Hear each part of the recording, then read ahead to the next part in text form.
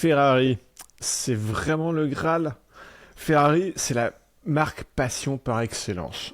Et C'est pour vrai. autant, est-ce que c'est pas un miroir aux illusions?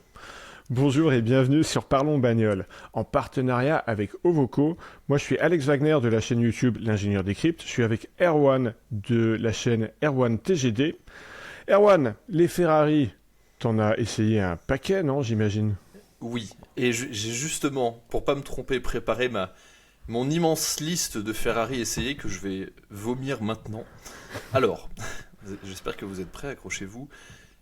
J'ai conduit Ferrari 355 coupé, 355 Spider, 360 coupé, boîte F1, boîte méca et Spider boîte F1, F430 coupé et F430 Scuderia, 458 coupé, 458 Spider, 458 spécial, 488 Pista, F8 Tributo, 296 GTB, 599 GTB et 599 GTB package GTE, 612 Caglietti, F12 Berlinetta, 812 GTS, 12 cylindres Spider, FF, California, California T, Portofino, Roma, et j'ai été en passager dans une LaFerrari et dans une Enzo. Voilà. Ah bah putain, correct. C'est honnête. C'est c'est honnête. Bon, je précise Alors, que j'ai été en passager dans la Enzo à littéralement 6 km/h, mais j'ai quand même bah été en passager dans c'est une plus que Enzo. moi. Attends, Voilà. je suis en train de réfléchir. J'ai jamais été en passager dans une Ferrari et je n'ai jamais conduit une Ferrari qui n'était pas la mienne. Donc, évidemment, j'ai une expérience qui est beaucoup plus restreinte que la tienne parce que tu me fous la honte. Moi, je n'ai conduit que entre 3 et 5. Vous allez comprendre le entre 3 et 5. Ça Pourquoi, dépend ouais. comment on voit les choses. Alors, 3 vrais et 2 fausses. Les 3 vrais, c'est une Ferrari 360 Spider, une Je sais où tu vas. 348 GTS, une 512 TR. Alors, mon expérience est contrairement à celle de Erwan qui est très large. La mienne, elle est plus profonde puisque c'est des bagnoles que j'ai achetées, que j'ai entretenues, que j'ai roulées, que j'ai revendues. Et les deux que je compte pas vraiment, bah, ce sont des Fiat à moteur Ferrari. Fiat J'étais sûr que t'allais Di... dire ça. Bah oui, Fiat Dino Spider 2000 des années 60 et début des années 70, la Fiat Dino Coupé 2400. Ah. Ah bah, d'ailleurs, j'y repense en t'entendant le dire et en lisant ma liste, mais j'ai oublié la Ferrari 512 Testarossa. Voilà. Donc, ouais, la Testarossa originale. Voilà, la Testarossa originale, le camion, le tracteur. Oui, paraît-il. Le... Ah ouais, Ah, compliqué. parce que, clairement, alors j'ai pas conduit la Testa d'origine, mais une 512 TR, ça n'a rien d'un camion. Oui, Putain. oui, oui, mais là c'était une Testarossa. Ouais, ouais. Testarossa. Parce que ça a fait Testarossa, 512 TR, 512M, c'est ça? C'est Si je ça. dis... Oui, F512M. F512M, ça. Hmm. Modificata. J'aimerais parler du facteur pardonnabilité, j'appelle ça. Euh, alors, on va commencer fort, Erwan. Est-ce que tu connais en anglophonie ce qui s'appelle The Hot Crazy Matrix? La Euh... matrice chaud folie. C'est Alors, la c'est un truc, traduction est assez approximative, mais c'est mais j'ai l'idée.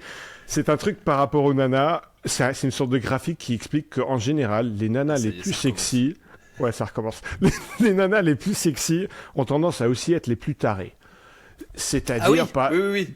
Ah, Il y a un graphique là-dessus. ouais, bah voilà, tu te Oui, si, si, souviens. je vois très bien. C'est par exemple si on a une passion enflammée avec, je sais pas, une starlette issue du porno. Bah ok, ça va être super pendant une semaine, 2 semaines, mais après 2 semaines, on va se retrouver avec les 4 pneus crevés, une tentative de suicide et son ex qui vient nous Ah, casser la voilà. gueule. Et c'est souvent, effectivement, on dit que c'est un peu. Bah, les voitures italiennes, c'est un peu ça. Bah c'est pour C'est. ça que j'en parle. Oui, forcément. Ouais, on a des pointes positives de passion qu'on va typiquement pas avoir dans l'automobile allemande Mm. ou japonaise, et par contre des creux de désespoir que également vont aller beaucoup plus loin que les creux d'une BM par exemple. Mais c'est vrai que même si on revient un peu à ce qu'évoque Ferrari pour un peu tout le monde, qui est, je pense, Ferrari, une des marques au global, hein, hors automobile, les plus connues au monde. Ouais. On dit souvent que la personne la plus connue au monde, c'est le pape.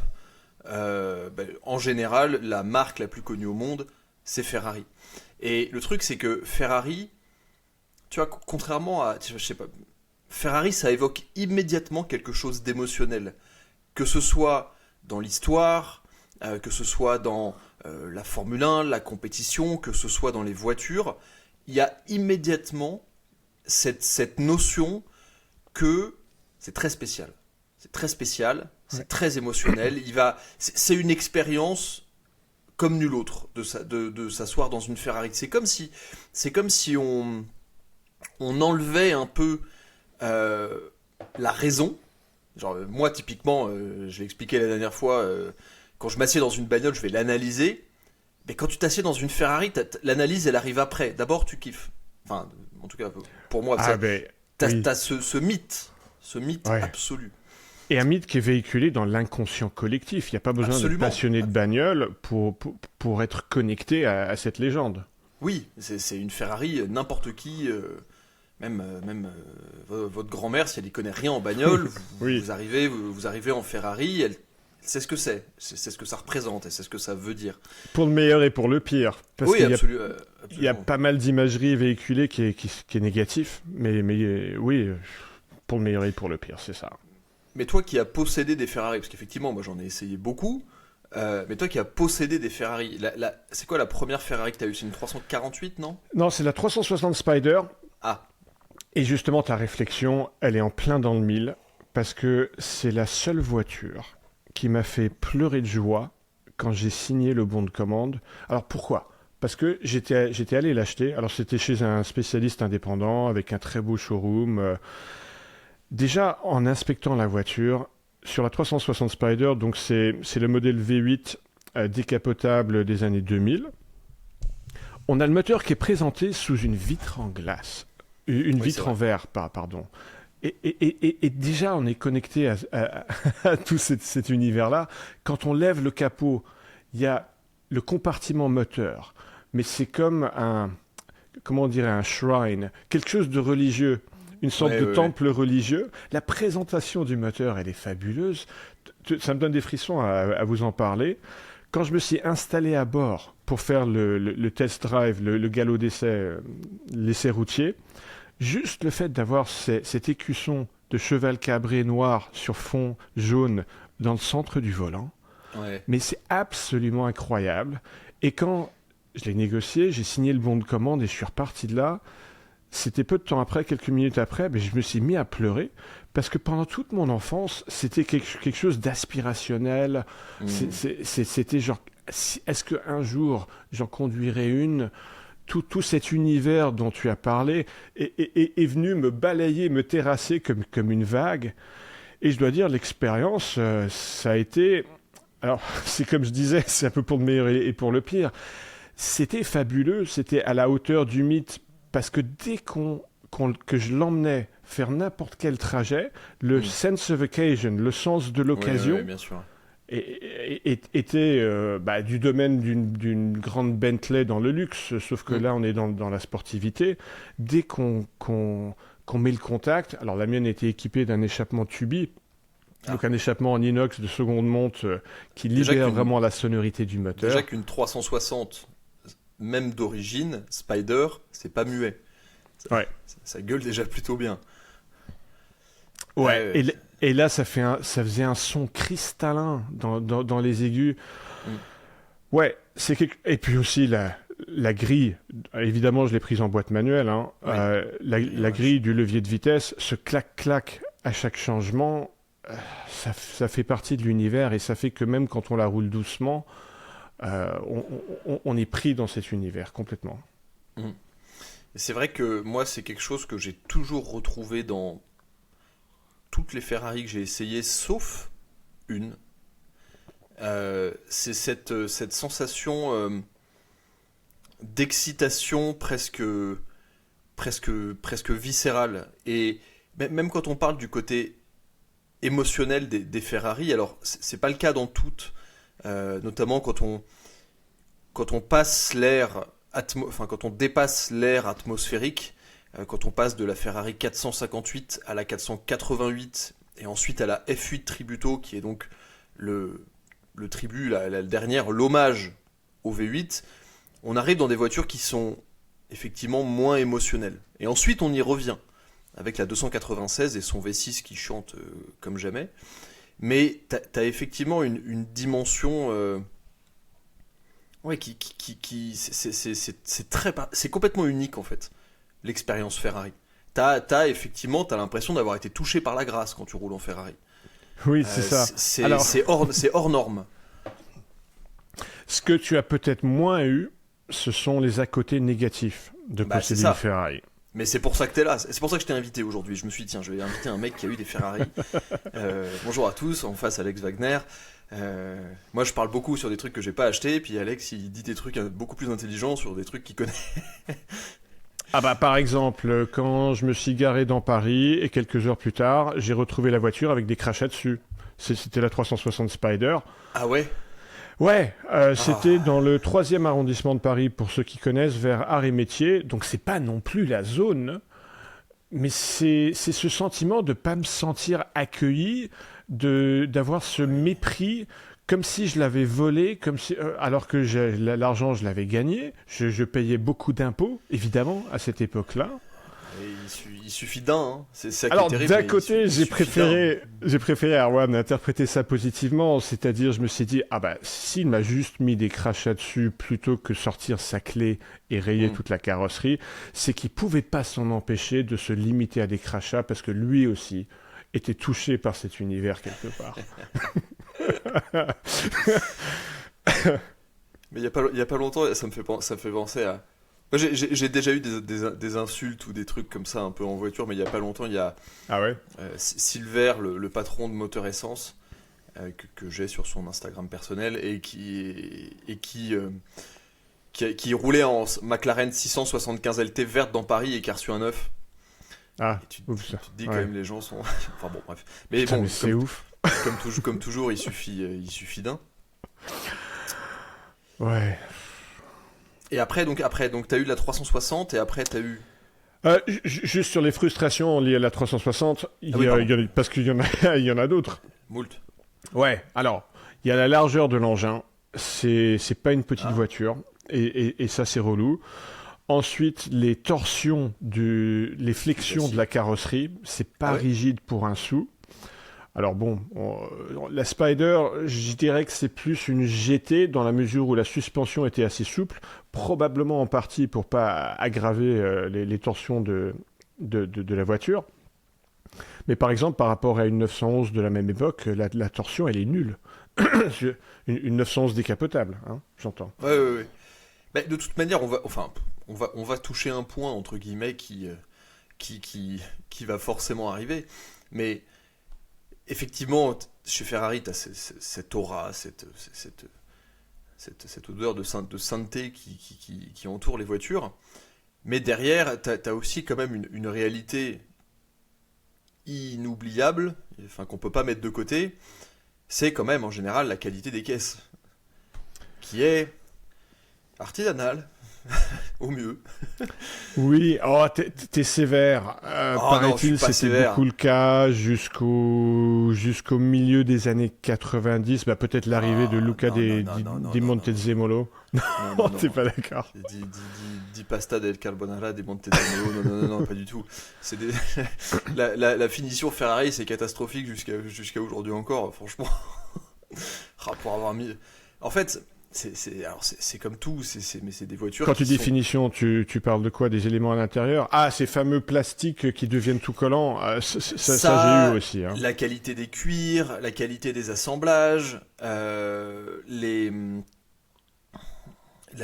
mise au point des voitures, la technologie intérieure. En fait, c'est pas comme des Allemands. C'est-à-dire que les Allemands, ils ont à peu près tout couvert. Voilà. Il n'y a rien qui dépasse, mais ils ont pensé à tout. Et les Italiens, je suis dans le cliché, mais c'est quand même assez vrai, parce que pour avoir quand même essayé du coup pas mal de Ferrari, ils ont fait la carrosserie, le moteur, c'est super, et le reste, c'est un peu secondaire, quoi. Il y a toujours un peu cet aspect-là, et ça c'est un truc que j'ai retrouvé franchement dans toutes les Ferrari. Il y a toujours un truc, quand tu t'assieds dans une Ferrari, il y a toujours quelque chose. Tu t'assieds dedans, tu te dis, une fois que tu as passé le stade ultra émotionnel, tu te dis, ah, ça c'est quand même un peu de la merde. Je sais Et pas parfois- si c'est vrai ce qu'on raconte sur Enzo Ferrari, qui, quand un client s'était plaint à lui, dans les termes que tu viens de faire là, lui avait répondu que bah oui, c'est normal, vous achetez le moteur et le reste de la voiture, je vous l'offre gratuitement. Ah oui, il disait ça? Ah, je savais pas. Ouais, ouais. Bah, c'est ce qu'il a dû répondre au mec qui faisait des tracteurs à l'époque, là, je sais plus comment il Bah, s'appelle. oui, je fais référence à tout ça, Erwan, quand je parle de pardonnabilité, c'est-à-dire qu'une Ferrari, il y a des pics qui sont tellement hauts qu'on lui pardonne allègrement des choses qu'on trouverait rédhibitoires chez BMW et qui nous Ouais. causeraient de revendre la voiture directe. Ah, mais c'est Par ça qu'il faut, exemple, complètement. quand on va pour l'entretenir, alors je parle même pas du coût d'entretien, je parle déjà du fait d'avoir un créneau chez le spécialiste. Ah. Ah bah non mais c'est l'enfer. Faut attendre plusieurs mois pour avoir un créneau pour faire réparer quelque chose. Ça dépend du spécialiste, j'imagine. Bah dépend. j'en ai essayé un en région parisienne renommée. Alors peut-être, mais c'est l'expérience que j'ai eue. Ah ouais? Ok. Bon.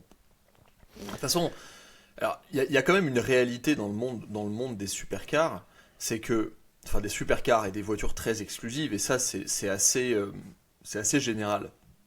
Mine de rien, et je mets Porsche en dehors de ça parce que Porsche, on est quasiment dans le généraliste. Je veux dire en termes de taille de marque. Mais à Ouais. partir du moment où on met beaucoup d'argent dans une voiture de sport, notamment on va dire plutôt une supercar, plutôt une sportive, ça, il faut pas s'attendre à avoir entre guillemets toujours l'équivalent du montant qu'on a mis en qualité de service, de prestation, en qualité de voiture, en fiabilité, etc. C'est pas vrai. Et ça, c'est vrai pour toutes les marques très haut de gamme de voitures.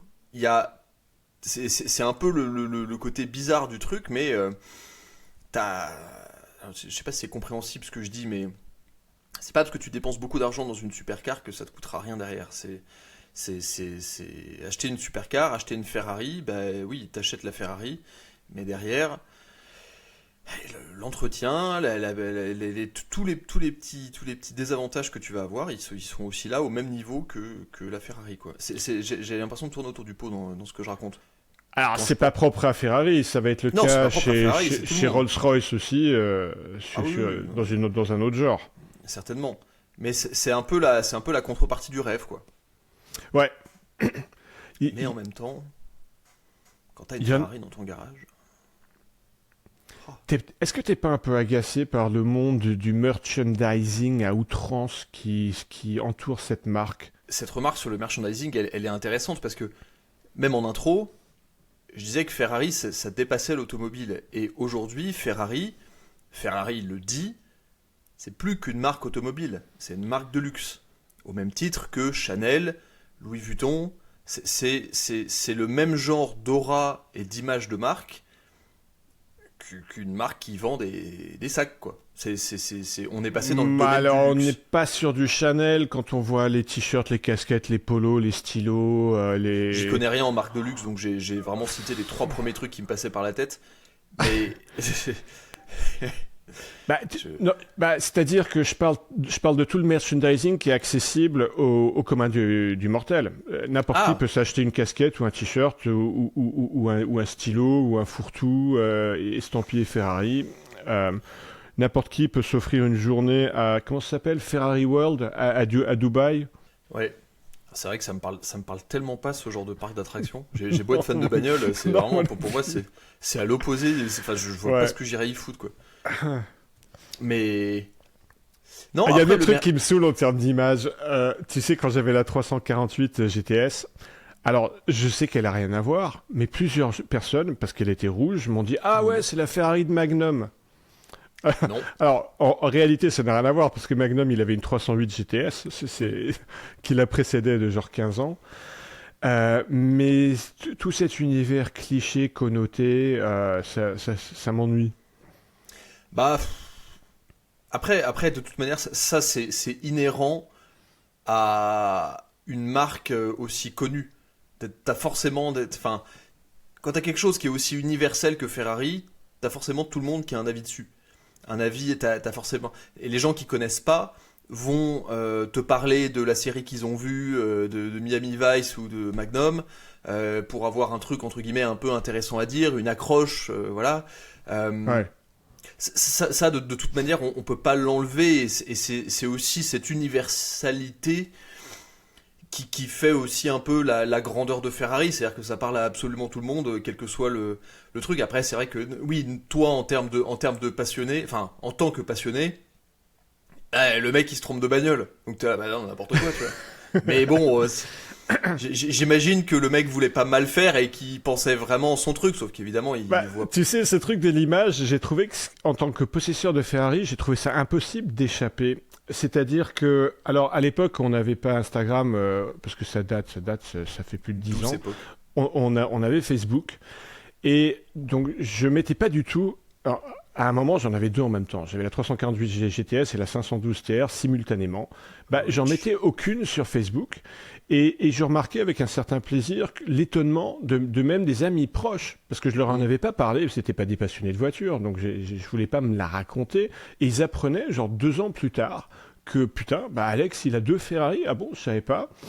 Et donc d'un côté c'est cool parce que je suis pas le frimeur qui visiblement je les ai pas achetés pour frimer sur les réseaux sociaux, mais d'un autre côté je pouvais pas m'empêcher de me sentir bien parce que du coup j'étais le genre de mec qui a des Ferrari sans en parler, sans frimer. Donc là aussi c'est une sorte d'image. Et pareillement j'essaie toujours de les acheter non rouges. Alors je me suis loupé sur la 348, mais peut-être j'expliquerai plus tard dans le podcast pourquoi j'ai acheté celle-là. La 360 Spider, elle était grigio alloy, c'est une sorte de gris bleuté. La 512 TR, elle était Nero sur créma, donc noir sur crème. Magnifique. Alors pourquoi ? Parce que pour moi, quelqu'un qui achète une Ferrari rouge, c'est forcément que c'est sa première, il veut accéder à ce mythe-là.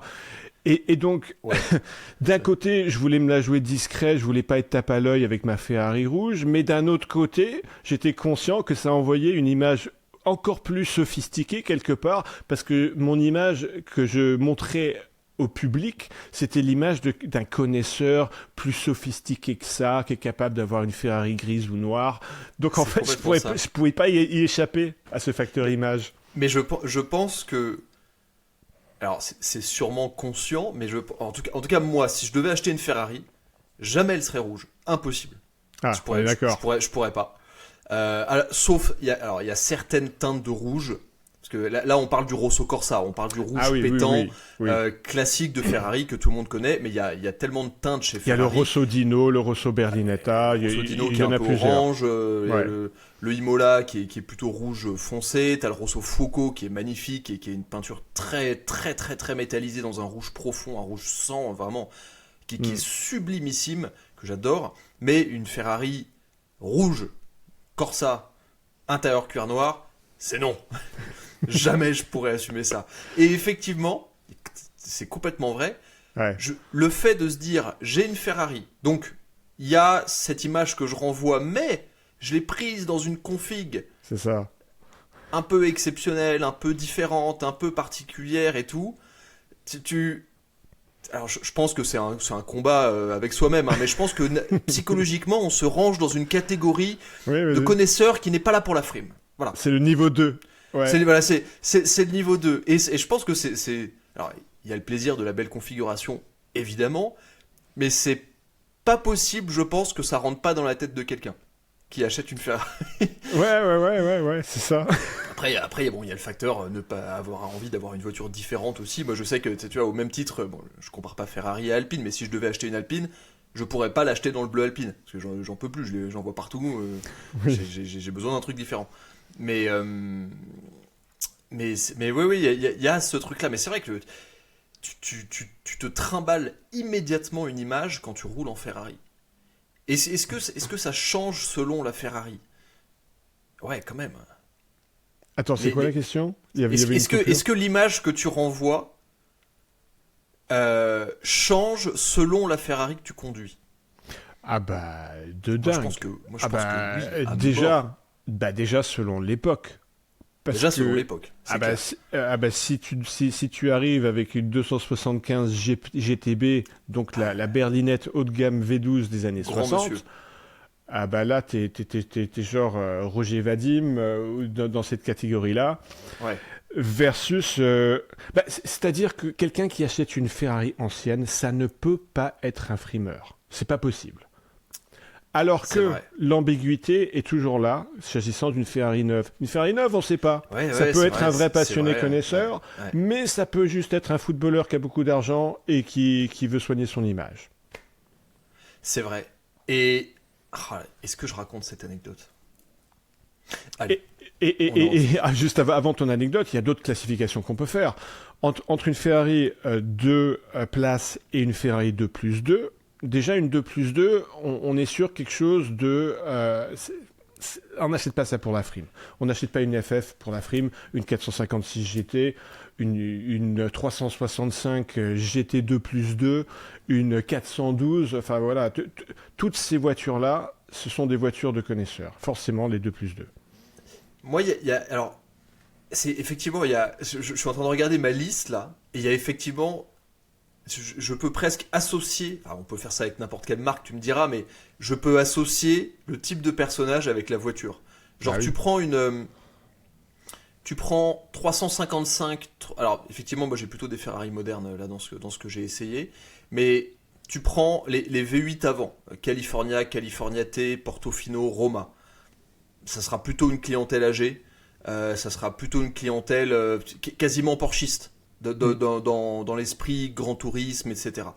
Tu prends une 612 Caglietti, là il y a un côté connaisseur, parce que V12 4 places, l'ancêtre de la FF, il y a un côté très... C'est fin comme dès que t'as 4 places, t'as un laissez-passer de bon goût, je trouve.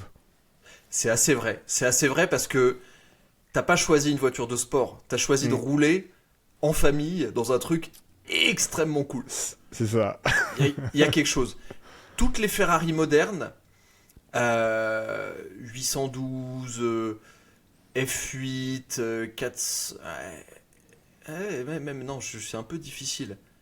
Pour moi, genre la 812, c'est un peu... C'est le mec qui a de la thune. Bon, évidemment qu'il a de la thune, ça vaut 400 000 balles. Évidemment. Mais il y a un peu un côté, je sais pas, je trouve que ça, en tout cas c'est l'image que ça renvoie un côté, j'ai acheté la dernière, un peu. Ouais. Un peu. F12 moins. F12, il y a un côté, j'ai pas acheté la dernière, j'ai acheté la meilleure des modernes V12 Ferrari. Il y a du discernement. Il y a du discernement. Ouais. Parce qu'il a fait l'impasse sur certains trucs. Putain, les mecs, ils se brandent la nouille. Hein. Ah, mais vraiment, on est dans nos micro-analyses. Qu'est-ce que tu penses de l'image renvoyée par le mec qui achète une 355 boîte F1 ? Qu'est-ce que ça dit de lui ? Qu'il avait pas assez de thunes pour acheter.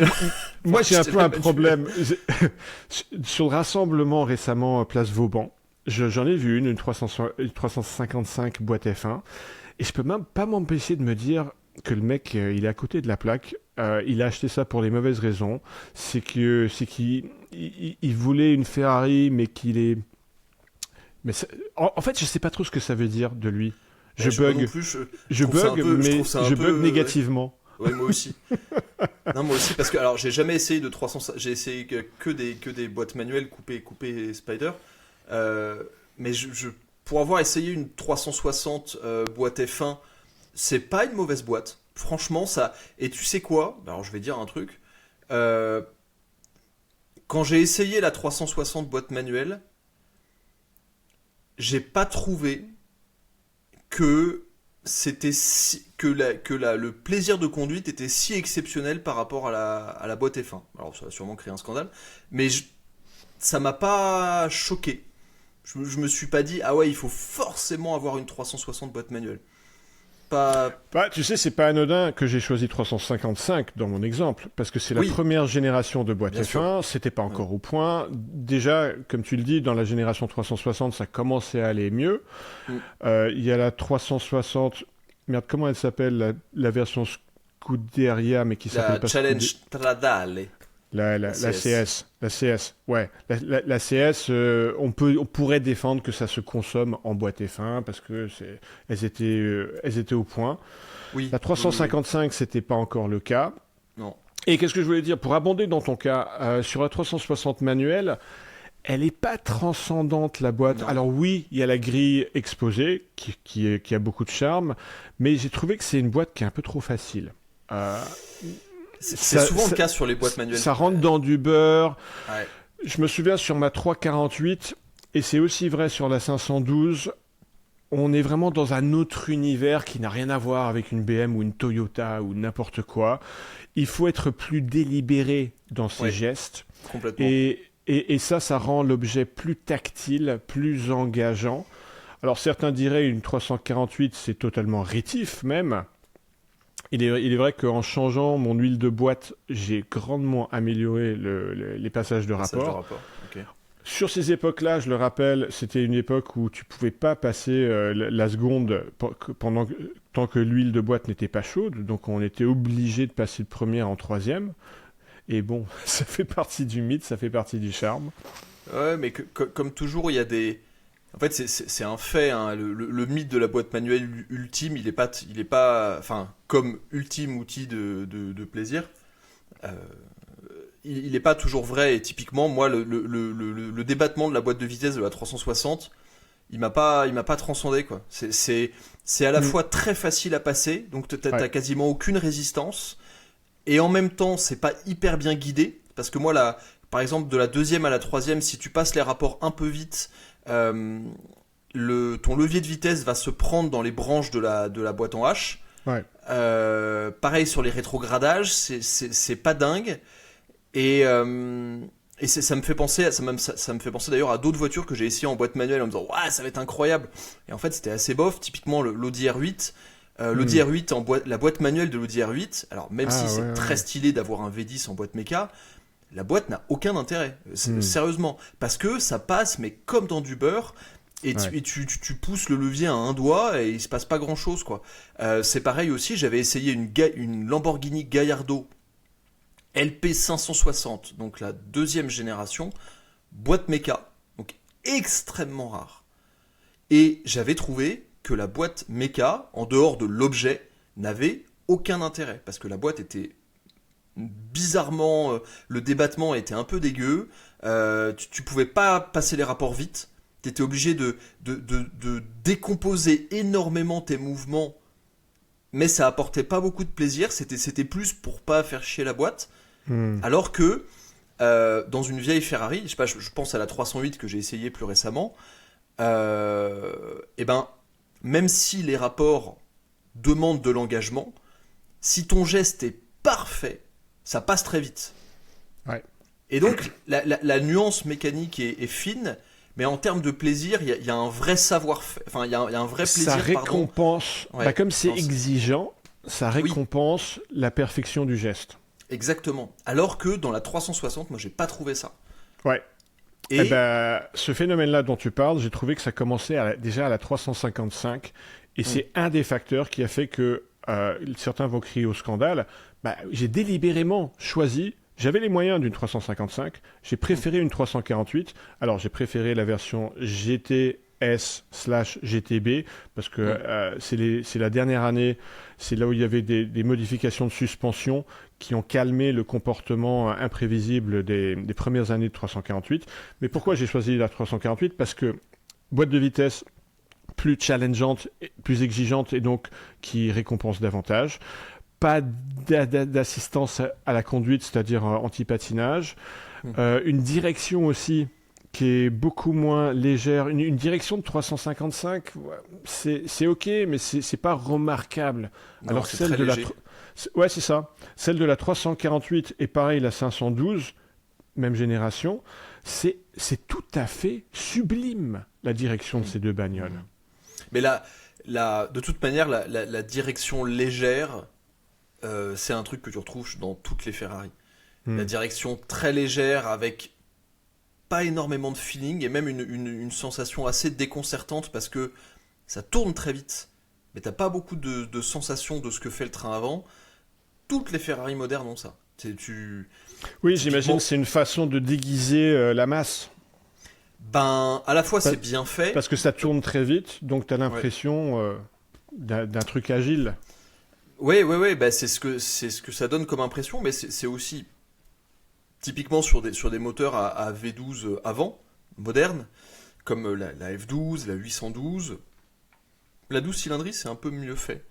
Mais F12 et 812, c'est assez terrifiant parce que t'es assis, enfin t'as les fesses sur le train arrière, donc c'est des voitures qui sont très longues, avec des V12 à l'avant, donc en termes enfin le châssis travaille, toi t'as les fesses sur le train arrière, et devant toi t'as un avant qui est ultra directif.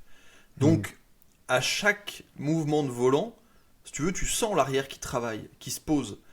Et dans la F12, à la limite, alors tout le monde dit que la F12 c'est hyper dangereux. Moi, je suis pas complètement d'accord. C'est dangereux si tu sais pas conduire et si tu utilises pas le mode d'emploi. Mais une F12, ça Ouais. se conduit comme une BM. T'as beaucoup de trains avant et un train arrière qui se balade. Bon, avec 740 chevaux, certes. Une 812, c'est pas pareil, parce que t'as toujours ce train avant ultra direct, mais t'as les roues arrière directrices. Donc tu sens, quand la voiture se pose dans un virage, tu sens les mouvements du train arrière en plus des mouvements naturels déjà créés par l'accélération, les mouvements de la caisse et tout. Donc tu as constamment l'impression d'avoir un train arrière qui bouge. Et apprendre à faire confiance à une 812, c'est très difficile. Et moi, cette voiture, elle m'a terrifié. Ah ouais. Terrifié parce Ouf. que tu as l'impression qu'elle bouge tout le temps. Alors que pas tellement, mais c'est atroce comme voiture. Enfin, c'est atroce, c'est bien, mais j'ai trouvé ça terrifiant. Tu sais à Et- qui on peut apprendre à faire confiance, Erwan? Ah, C'est oh, Ovoco. Voco. C'est Ouh, tac. Ovoco, notre partenaire dans cette émission. Et Oui. figurez-vous, eh ben, je vais parler Ferrari chez Ovoco. Parce que ça me fait penser à quand j'avais la 348. À un moment, alors ce serait une anecdote pour une autre fois, j'ai eu besoin de remplacer la boîte. Et j'ai eu besoin de trouver une boîte d'occasion. Et bien à l'époque, Ovoco n'existait pas. C'était une galère sans nom. Je devais appeler spécialiste après spécialiste après spécialiste pour essayer d'en trouver une. J'ai mis plusieurs mois pour trouver une boîte d'occasion. Là, j'ai regardé sur Ovoco. Quand on a une Ferrari, on peut trouver des pièces. Un feu arrière de 355 sur Ovoco d'occasion, 300 euros. Une boîte 6 de 550 Maranello, ça se trouve avec 67 000 km. La boîte, ça vaut 7 500 euros.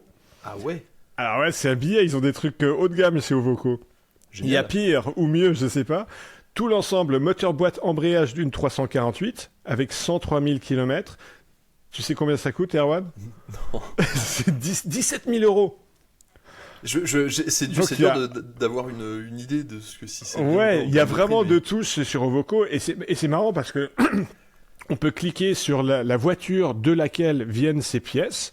Mhm.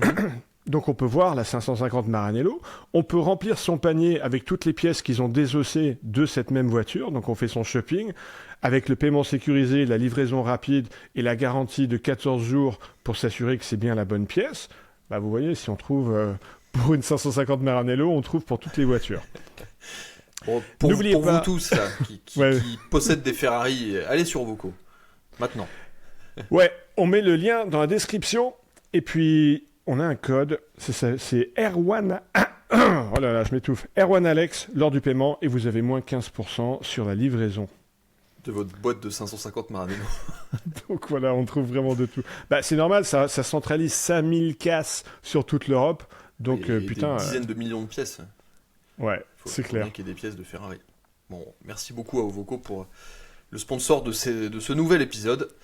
Yes. Et j'avais deux anecdotes, parce que on a parlé du mythe, etc. Et j'avais envie de revenir quand même sur une anecdote que je vais essayer de camoufler un petit peu, mais ça fait partie des pires trucs que j'ai jamais vus dans l'automobile. Ah oui. C'était en lien avec Ferrari. Après je vais donner une autre anecdote pour contrebalancer ça. J'étais à un événement Ferrari, invité par Ferrari, et il y avait beaucoup de clients avec que les dernières Ferrari. Que ça. Genre vraiment les toutes dernières. Ouais. Et de toute ma vie, j'ai jamais eu, en tout cas à cet événement-là, autant envie de fuir. Ah, ah ouais. C'était horrible. les mecs, Quoi, on des avait détails? Quoi, genre imbuvable? imbuvable, Prétentieux? prétentieux, Oh, pété ouais. d'oseille et qu'il balançait à la tête des gens en permanence. Ah putain. En disant ah celle-là ah ouais je l'ai ah oui celle-là moi j'en ai deux. Ouais celle-là ah oui celle-là ouais, je l'ai commandé mais je l'annule parce qu'en fait j'aime pas, tu sais c'était il y Ah avait, ouais, ouais. tu sais ça tu sais il balançait ça à la tête des gens et c'était un concours de bites de celui qui avait la plus grosse, mais Mais vraiment putain. c'était horrible. Ah mais c'est insupportable. Je te jure, j'avais jamais vu ça de ma vie. J'ai jamais été confronté à un truc comme ça. Et au début, je me suis dit, non, mais c'est pas possible, c'est un mec, deux mecs. Et non, c'était pas un mec, deux mecs, c'était beaucoup de personnes. Eh Et ouais. au milieu de ça, t'avais un mec qui avait de loin la plus grosse. Je citerai pas le modèle de la voiture, sinon c'est un peu trop précis. Mais ça fait Ouais. partie des modèles ultra mythiques de Ferrari avec trois lettres à la fin. Ah oui, ok, oui. Et lui, c'était le mec le plus sympa du groupe. Ah oui, ah, c'est cool. Le mec en avait rien à foutre. Alors je sais bien que c'est pas pour faire un cliché voilà, des gens comme ça, il y en a partout, mais c'est quand même un mythe qui entoure un peu les marques d'ultra luxe comme ça, qui représentent vraiment quelque chose en termes voilà, de pouvoir d'achat, je sais pas, de niveau dans la vie. Bon, visiblement, il y a des gens qui utilisent les voitures pour faire ça, mais moi, c'est pas mon cas. Hmm. Mais là, c'était terrifiant. Des Ah mecs, putain. des mecs vraiment qui te parlaient que d'oseille, quoi. Alors qu'on était dans un événement hyper exclusif avec des caisses de ouf. Eh ben ouais, bah c'est ce qu'on disait tout à l'heure. Ah, ça m'a fait mal. C'est un vrai problème d'image avec les Ferrari récentes. Ouais. Et c'était Tu sais, que des récentes. Que des récentes. j'ai eu des expériences un peu désagréables aussi avec les propriétaires de Ferrari parce que en achetant ma première, j'avais l'impression d'accéder à un univers privilégié et je me suis empressé à aller sur les forums, sur Ferrari Chat en anglais, sur Ferrarista en France et bah ça m'a découragé. J'ai trouvé, surtout sur Ferrarista en France, alors je vais faire une généralité, c'est sans doute injuste. L'impression que j'ai eue, c'était que les gens se prenaient très au sérieux. C'était pas fun, c'était pas bienveillant. J'ai vite arrêté en fait sur les Hmm. forums. Après, bon, enfin, l'idée, c'est pas de faire une généralité, etc. Mais c'est vrai qu'il y a des marques qui ont plus ce côté-là Ouais, que d'autres. Et,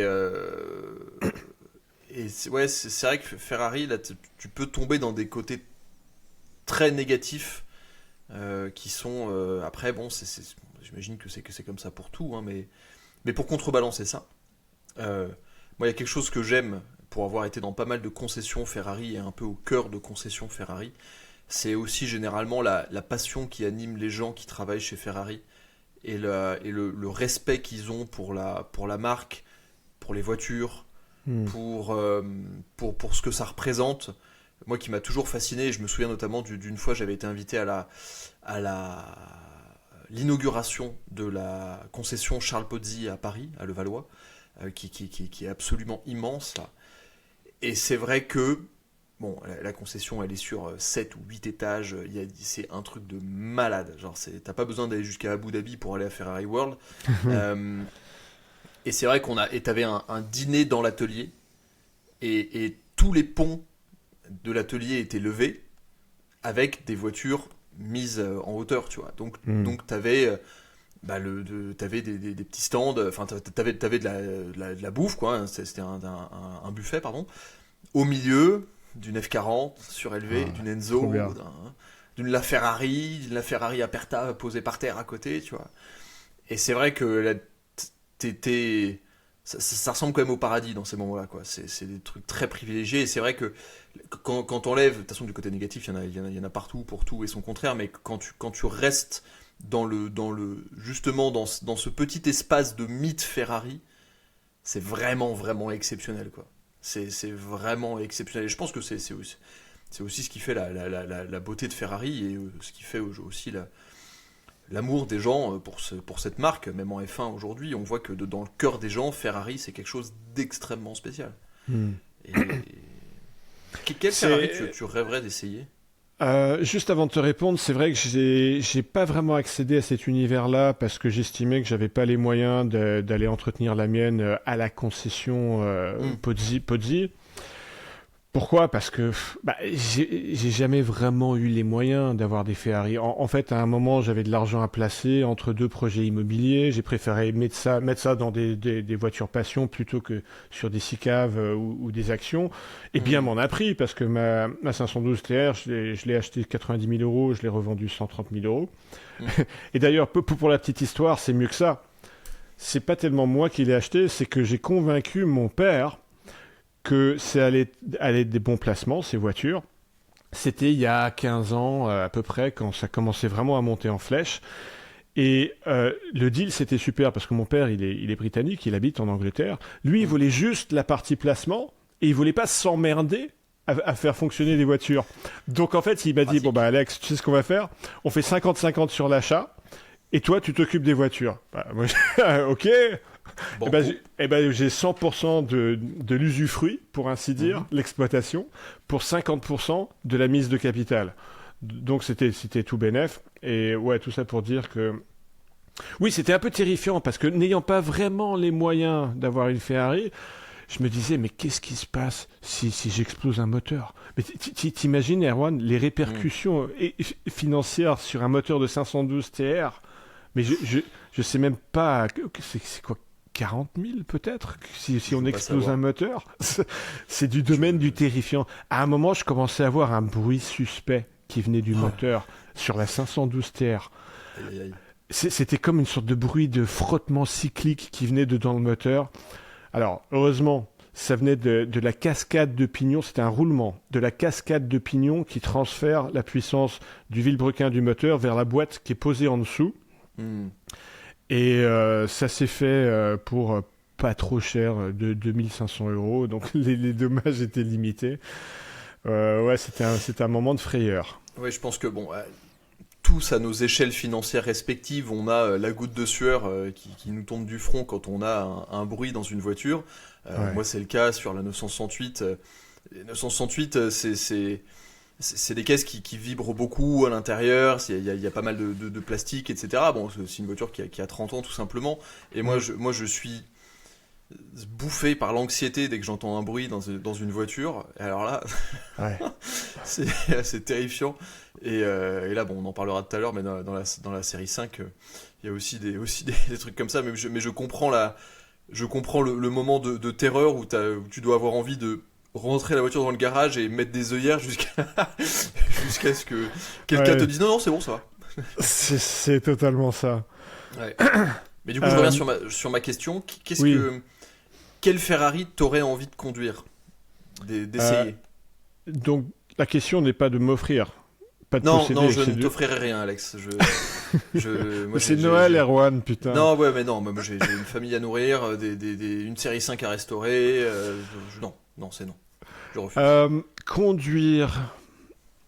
Je suis très intrigué par la F40 parce que tellement légendaire. J'ai envie de sentir cette arrivée, ce déclenchement du turbo, cette brutalité. Parce que là, on peut parler de dompter pour le coup. Il n'y a aucune aide, il n'y a même pas d'ABS. Et la puissance arrive très soudainement et c'est extrêmement piégeux parce que dès que les roues commencent à patiner, ça fait plus de régime, ce qui fait plus de pression de turbo, ce qui fait plus de patinage, et donc ça s'envole en exponentiel et on peut vite se faire surprendre. Et comme moi j'adore les challenges automobiles, ça me plairait bien. Ouais, en fait, moi, alors, il y aura toujours cet éternel débat F40 versus F50. Je pense que techniquement, la F50 est beaucoup mieux à rouler parce que c'est un V12 Atmo de Formule 1 qui hurle, machin, tout ça. Ouais. Mais je sais pas pourquoi. Bon, si un jour je me retrouve au volant d'une F50, je changerai certainement d'avis. Mais pour moi, c'est la F40, absolument. La F40 parce que justement, il y a ce côté dangereux. Et on en avait parlé la dernière fois. Moi, j'ai essayé beaucoup de voitures dangereuses. Et à la fin, c'est pas si dangereux que ça. Oui. Sauf, avec le mode d'emploi. Ouais, c'est toujours pareil. C'est toujours pareil. Mais la F40, il y a quand même ce truc où même les mecs qui en ont conduit te disent attention. Ouais. Un peu au même titre qu'une Carrera GT. Carrera GT, il y a beaucoup de gens qui disent c'est dangereux et des gens qui en conduisent qui disent c'est dangereux. Donc il y a ce côté un peu mythe et je pense que moi je pense très honnêtement que le jour où je conduis une F40 je chiale. Je pense que c'est automatique à mon avis. Mais ouais, F40 et j'avoue que alors normalement je suis en train de travailler pour conduire des très grosses Ferrari de l'Acabie d'une F40 l'année prochaine. Mais j'aimerais énormément aussi conduire une LaFerrari, mais pouvoir la conduire un peu fort.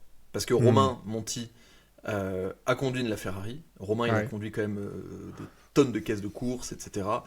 Et il m'a dit que de loin, la LaFerrari, c'était le truc le plus exceptionnel qui roulait sur la route. Ah ouais. La puissance, la gestion du châssis, le V12, tout ça, il m'a dit vraiment, c'est sur une autre planète la Ferrari par rapport à d'autres voitures, même aux autres hypercars. Autres hypercars avec 2 Z. J'ai une énigme pour toi, Erwan. Ah. Alors, tu connais la légende de la boîte manuelle Ferrari avec la grille exposée, on en a parlé tout à l'heure. Comment ça se fait qu'ils sortent pas une édition limitée avec à nouveau une boîte manuelle aujourd'hui avec la grille exposée? Parce que ça me fait penser à ce que Porsche a fait sur la génération 991 quand ils ont sorti la 911R. C'était à une époque où la GT3 n'existait plus que en boîte double embrayage PDK. Ouais.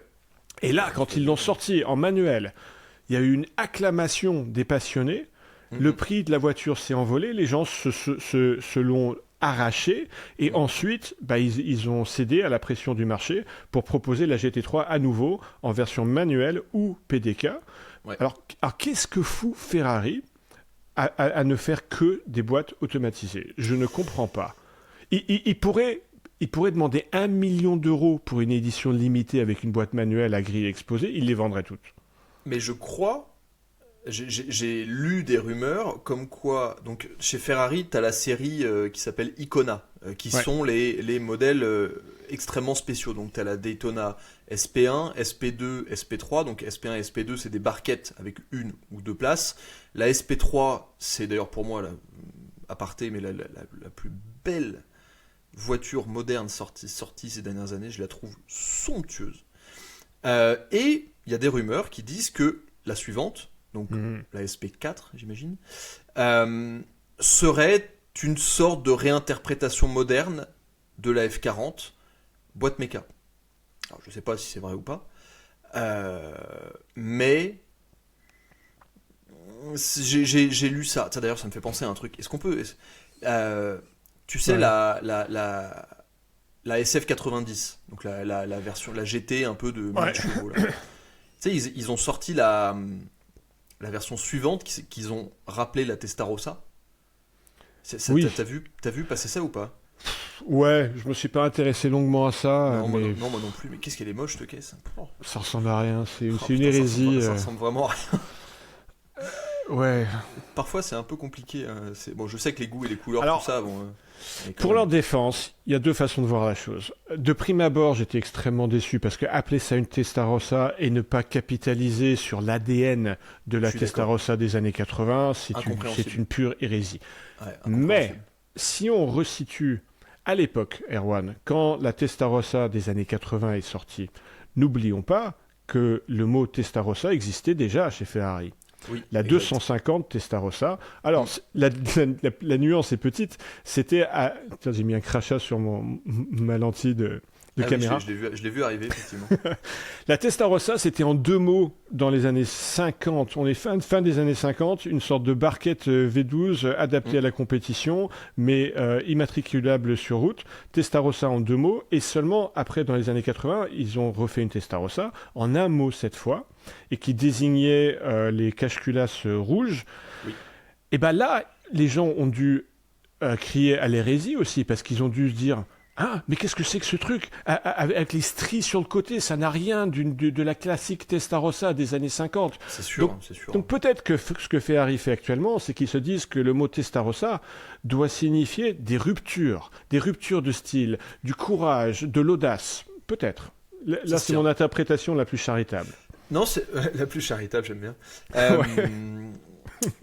Non, non, non, blague à part, ça fait sens de toute manière.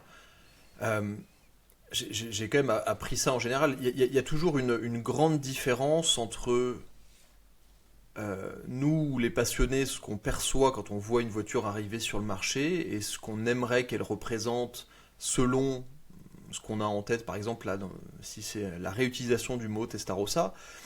Mais d'une certaine manière, je me dis aussi, parfois pour mettre de l'eau dans mon vin, que les mieux placés pour connaître l'origine du mot Testarossa et savoir comment est-ce qu'ils peuvent le réutiliser, c'est quand même Ferrari, à la base. Donc, je suis d'accord que sur le moment, ça m'a fait bondir. Je me suis dit, ah, mais pourquoi ils n'ont pas mis les stries? Pourquoi ils n'ont pas fait un autre truc un peu plus joli? Puis à la fin, je me dis, ouais, bon, de toute manière, j'imagine que ça plaira à des clients. Et d'ailleurs, pour revenir sur la question de la boîte manuelle, je pense qu'ils ne le font pas parce que je sais pas s'ils en vendraient. Mais arrête tes conneries. Je sais pas s'ils en vendraient. Ben, je sais pas. Je sais pas si, parce que je sais pas si ça correspondrait. Alors, une édition spéciale, oui, sûr. Un modèle de série, plus ou moins. Déjà, je vois pas trop comment c'est alors possible. oui, peut-être, parce que si tu penses à ces personnages que tu as rencontrés et que tu nous as décrits peu flatteusement tout à l'heure, qui sont là surtout pour une image, bah peut-être ils veulent pas se faire chier avec à faire travailler leur jambe gauche avec une pédale d'embrayage. Peut-être. Quand ils sont dans les embouteillages des beaux quartiers, des capitales d'Europe et d'ailleurs. En train de faire le tour de Monaco. Oui, c'est ça. Non, c'est une... Parce qu'il y a quand même une époque où... Alors, je sais qu'aujourd'hui ça a changé, mais tu vois, genre typiquement, quand les boîtes F1 et les boîtes simples et double embrayage ont commencé à arriver, c'était la nouveauté, c'était mieux. Ouais. Et tu vois, on atteste le nombre, par exemple, extrêmement limité de Ferrari 599 boîtes manuelles par rapport aux boîtes F1. On atteste j'ai plus d'autres exemples, mais il y a pas mal de caisses comme ça. Pareil, les F430 boîtes manuelles, c'est extrêmement rare. Ouais. Parce que les mecs prenaient la boîte la plus rapide, la plus Et regarde un technologique. peu la différence de cote aujourd'hui. Une 599, donc la berlinette V12 des années 2000, méca, en boîte méca, mais ça vaut proche du million d'euros. Ouais, aux dernières nouvelles, moi j'ai été à 600, 700 000, mais je pense qu'on y est... C'est peut-être 800 000 dans ces eaux-là. Oui, j'ai bien dit proche d'eux. Dans tous les cas, c'est le triple du prix d'une boîte F1. Alors que une 599 boîte F1, c'est quoi? C'est au rabais. C'est 150, 200 si la config est incroyable. Ouais, c'est même moins. Pour moi, c'est moins que ça. Peut-être. Moi, c'est un peu moins que ça. C'est vraiment une belle voiture, la 599 quand même. Ouais. Donc c'est un tel delta très, très belle voiture. entre la boîte méca. Il y a un delta de fou. Et même sur une F430. Une F430, il y a un delta de dingue. Je sais plus exactement, mais c'est du simple au double, voire simple au triple. Au moins. Parce que pour moi, une F430, ça vaut 110, 100... Allez, on va dire 110, 135. 100 et des poussières, ouais. Ouais, on va dire 100 jusqu'à 140, peut-être 135 selon les configurations, coupé ou spider. Mais alors, on n'en voit jamais des boîtes manuelles sur le marché, mais pour le peu que j'ai vu passer, on est minimum au double, pas loin du triple. Bah c'est ça, on est d'accord. Et c'est simplement une question de spéculation, de rareté, hein, parce que la voiture est mieux. Mais alors, il y a l'effet rareté, mais pas que. Parce que figure-toi, je me souviens, c'était il y a quasi 15 ans. J'étais chez Arcurial pour une vente aux enchères. Et ils ont passé en vente une 599 manuelle. Donc une des... il y en a eu une vingtaine. Mais rikiki. Ouais. Et je me souviens, Erwan, ma réaction à l'époque, qui n'est pas du tout celle d'aujourd'hui. Parce que ma réaction d'aujourd'hui, c'est « Ah, mais c'est fantastique !» Une berlinette moteur avant, pas berlinette, mais un coupé moteur avant V12 avec une boîte manuelle, mais quoi de mieux au monde? Eh ben, je me souviens de ma réaction à l'époque. Je pense que C'était, c'est mais moins bien à conduire. ma réaction, mais c'est quoi cette bizarrerie? C'est chelou. Une 599, normalement, c'est boîte F1. Je me disais, mais ça se trouve, du coup, le propriétaire d'avant, il a fait des sur-régimes parce qu'il a fait un 5.2 sans faire attention, alors qu'au moins, avec une boîte F1, on est protégé contre les sur-régimes. Je me disais tout ça. Et je me disais, mais qui va acheter ça? Alors que ma perception, 15 ans plus tard, totalement différent, et celle du marché aussi. Et elle s'était mal vendue, hein. Elle s'était mal vendue. C'était très mal vendu, oui, bien sûr. Mais non, personne ne voulait. Hum. Donc il y a des modes comme ça qui viennent. Mais C'est là, pour on est ça, clairement dans la mode manuelle, et c'est pour ça que je m'étonne que Ferrari capitalise pas dessus pour boucler cette boucle-là dont on parlait. Mais nous les puristes, on est sur une volonté de retour à la boîte manuelle. Mais le truc, c'est que ça représente un pourcentage tellement infime des gens qui achètent réellement des voitures boîte manuelle que le marché a évolué dans un sens et c'est pas hyper surprenant. Pareil, Je sais pas, parce que regarde, Ferrari, pour la première fois depuis, peut-être pas leur histoire, mais depuis très longtemps, commence à avoir un peu de mal à vendre certaines voitures. Je crois que tout le monde a du mal de toute manière. Après, ils en ont jamais eu autant aussi de voitures. Hein, Parce qu'il y a hybridisation, parce qu'il y a des écrans partout, parce qu'il y a des aides à la conduite qui rendent fou. Ouais. D'ailleurs, le fait qu'il y ait des écrans partout, ça me fait penser à un truc. Quand j'ai essayé la dernière Ferrari en date à V12 avant, donc la 12 Cilindri Spider, cette année, oui, cette année. C'est la première fois de ma vie où je me suis assis dans une Ferrari et j'ai pas eu le wow Ferrari. Parce que tu t'assieds dans une caisse, alors certes, c'est une 12 cylindrée Spider, t'as 830 chevaux, V12, Atmo, machin, tout ça, mais tu t'assieds dans une caisse, t'as du plastique partout. Parce que sur le volant, t'as du plastique partout, parce que c'est les nouveaux volants avec les touches haptiques à la con là, qui fonctionnent pas. Alors, d'ailleurs, anecdote, Ferrari, c'est quand même incroyable.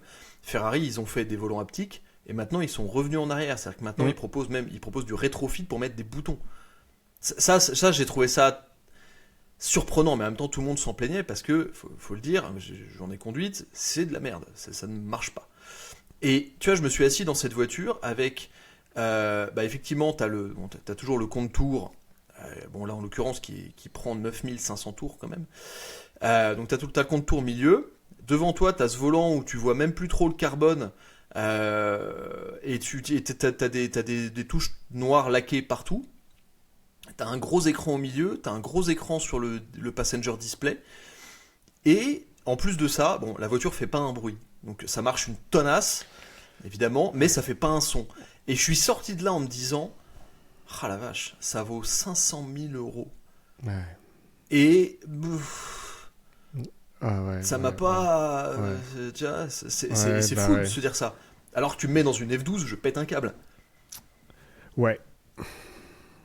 Mais alors je sais plus ce que je voulais dire avec ça, mais ça m'y fait penser. Mais tu m'as complètement dégonflé là, tu m'as rendu raplapla de tristesse. Bah ouais, non mais moi je suis sorti de là et j'avais des potes qui étaient là et qui m'ont dit alors c'est comment et tout, puis j'ai fait ouais. C'est à moins de, enfin en fait tu t'accélères en deuxième, au fond de la deuxième t'es à 125 km/h, tu passes la 3, tu t'envoles vers les 200 en un rien de temps, c'est inexploitable, ça fait pas un bruit.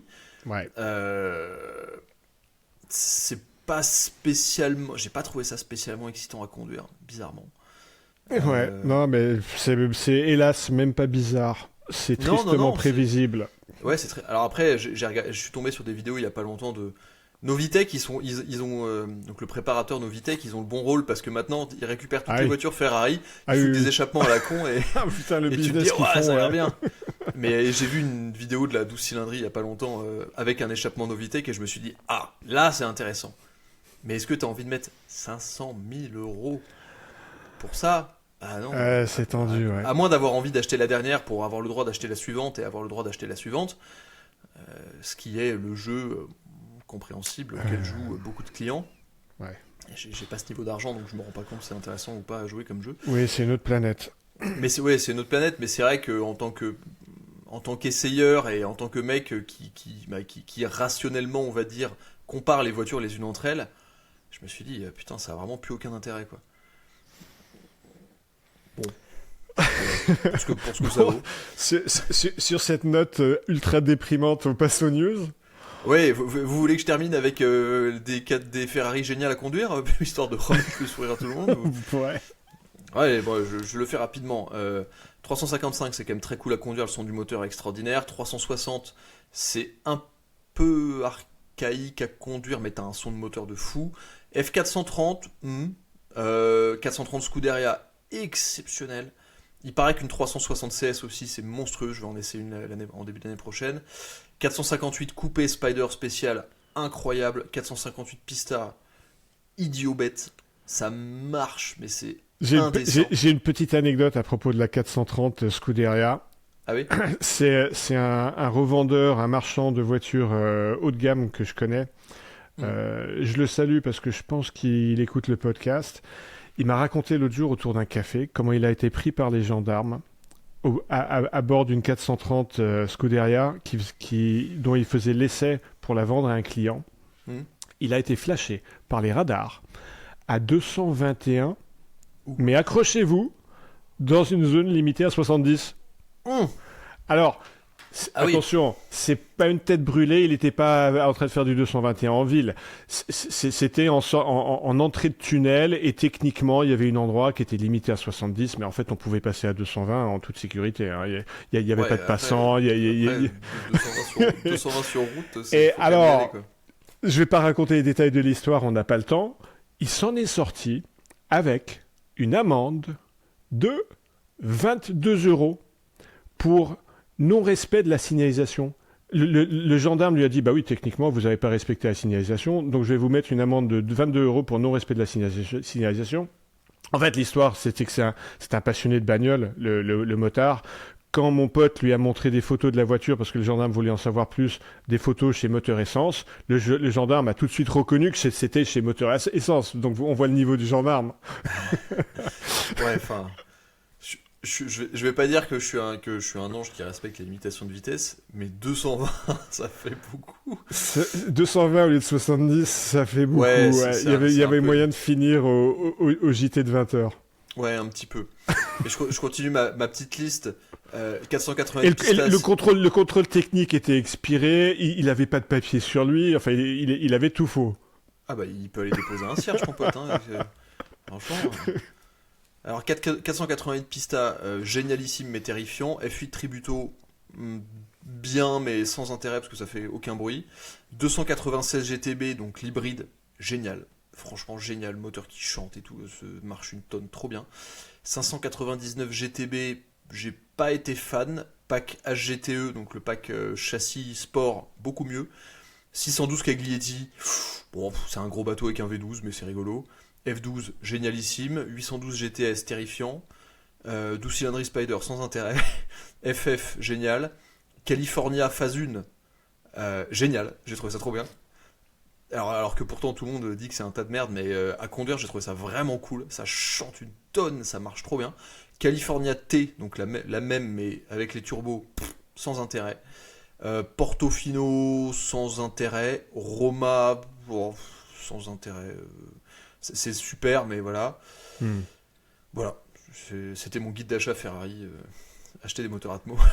Ok. Acheter une 458. Voilà. Ça sera ma conclusion. Pas très original, mais... Passons aux news. Les news. Bah, il y en a un que je vais remettre en déprime, c'est toi. Oh, c'est déjà le cas, donc... À propos de tes news, je dis ça parce que j'ai regardé ta vidéo que tu as sortie dimanche soir sur...